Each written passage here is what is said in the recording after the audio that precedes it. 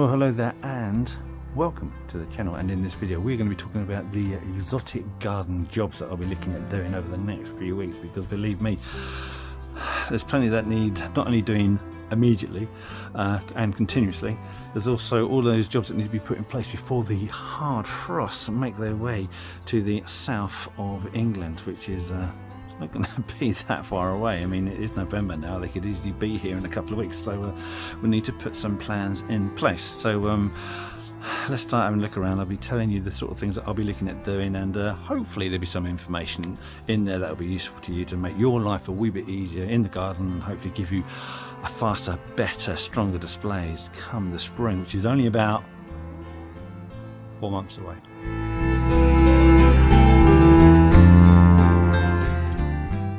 Look how dark it is. I mean, this is the middle of the day, but it's just constant heavy cloud cover nowadays, so it's always miserable.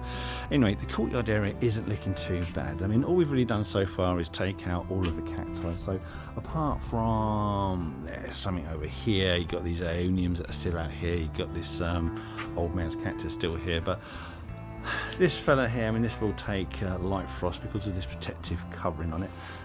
All this sort of like fur matting, that's like insulation against the plant beneath, but do you know what, it's only going to take like -1 at most, and really I wouldn't want to put it out or keep it out when temperatures are that low, so that will come in a lot earlier.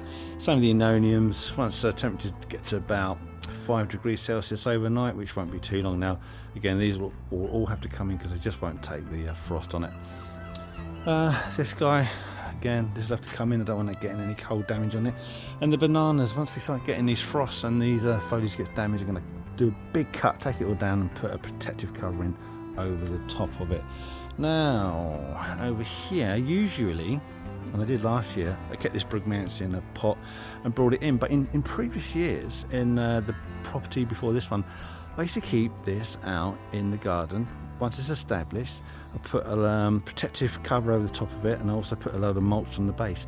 And for the time that we were there, come the spring, we get new shoots coming up from the base, and they took away really, really well. So I grew this on in a pot last year to get it big and established, and I planted it this spring. So as you can see, it's really taken away. It's got the protection of this fence, it's got the protection of this forsythia above it, although those leaves will be gone soon enough. But yeah, I'm going to put a little tent over the top of it, I'm going to mulch it, and hopefully be enough protection that will come back next year. All these strelitzias, we've got a few kicking about. Again, they will take quite low temperatures, but I don't want any frost on these, so these will all have to come in at some point. What the hell is this thing? What is all this mess on it? I don't know. Maybe just leave that one out. Now, as you can see, we've had an awful lot of leaf drop in the canopy above us. Don't look up my nose. And we've had a lot of leaf drop with this Vitis cognitii. In fact, we were away for a week or so recently, and the colours are just starting to change lovely on this. So I did take a little clip of this just in case when I come back it all gone. And of course, as I come back, there was nothing here apart from a big pile of leaves. So I just spent a lot of time, as I have been for a while with these trees, raking up the leaves and disposing of them, because it's an absolute pain. You can't leave these leaves on the lawn because it just damages the lawn. You know, where they're touching it underneath, it just starts to die back off. You don't see it, it's not very good at all. And this is going to start seeing the daffodils going to drop a load of leaves, which you know, why not? It's just spent months, literally months, dropping tons of apples. I've thrown bin loads of apples. I mean, it's incredibly productive, this plant, and the apples are huge because it's a Bramley. And again, spend loads of time. You can't leave these apples on the ground because the apples will start to rot, and as you can see, you get these dark patches where if they've been left, the lawn just gets damaged beneath it. So you've got to keep on keeping these off the ground and throwing them away or eating them, whatever you want to do. But I mean, how many apple crumbles can you actually eat in your lifetime? These epiphytic cacti will have to come in at some point. This one will need to come in quite early because it's not particularly tough, same as this one here. The dizo cactus actually will take a frost, they're pretty tough, and I might, rather than bring them into protection, I might just take them off and keep them under here, under the eaves, which they'll be fine there if temperatures don't drop too cold, and they'll be absolutely fine. Oh, what's this called? Tetrapanix papyrifa. I'm just going to let that one do its thing. If it's a mild winter, the leaves will stay on. If it gets a bit frosty, they'll drop off, and I'll just remove them and drop them. But I'm not going to protect it or anything. It really is quite good. And again, not much to do over here. I'm going to lift this ginger lily. This is coccinia, and it just hasn't performed very well. I mean, it's quite a big stem, but it's just one stem. It's been here 3 years. I'm going to lift it, pot it on, put it in the greenhouse. I'm going to hot house it until the spring, and hopefully, like the Devon cream that we've got over here,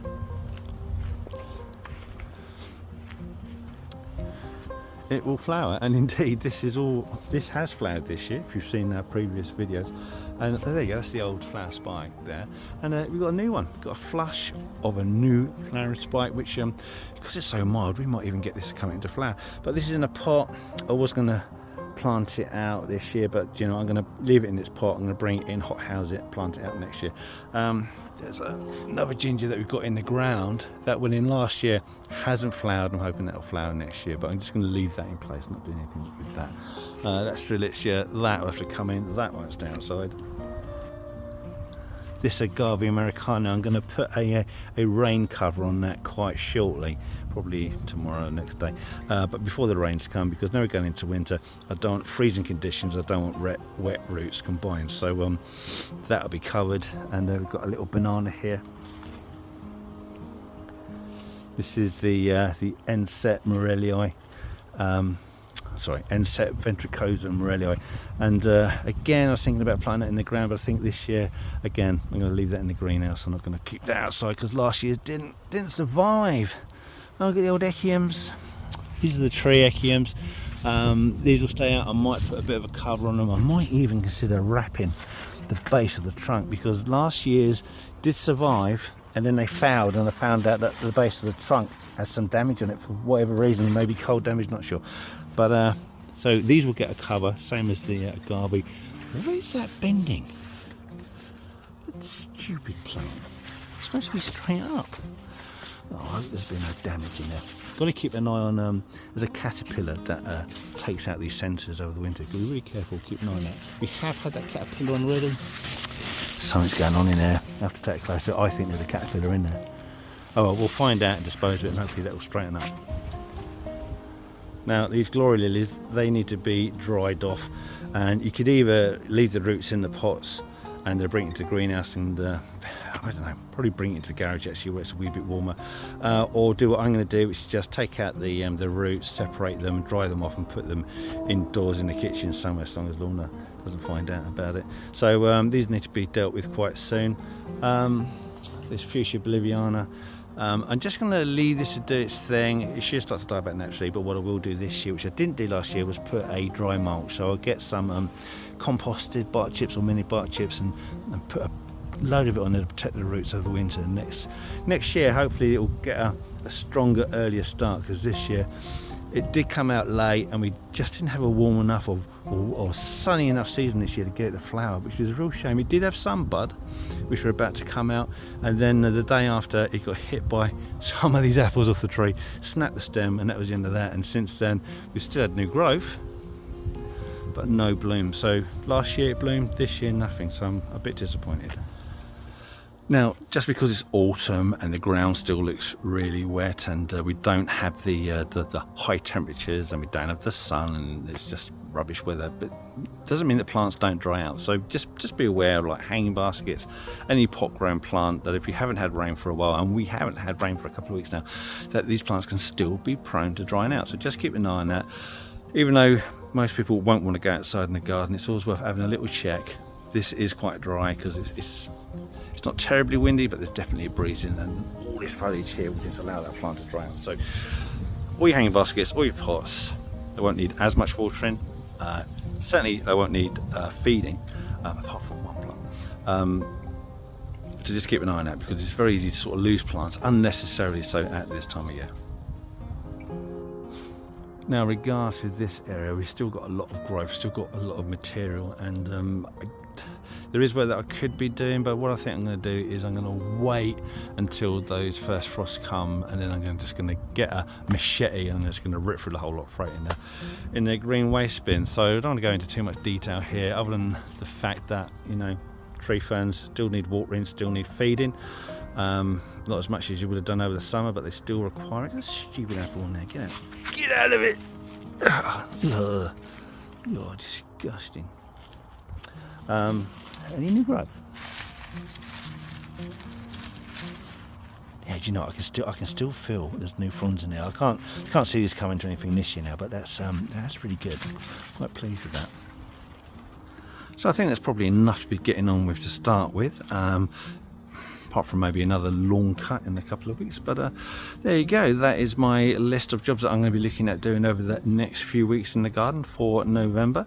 And if there's anything like you'd like to add to that, or things you've noticed that I've missed that I should be looking at, then let us know. Put something in the comments. We would love to hear from you. Anyway, before I go, got one last message from me from an earlier time when the sun shone and I looked happy. Bye bye.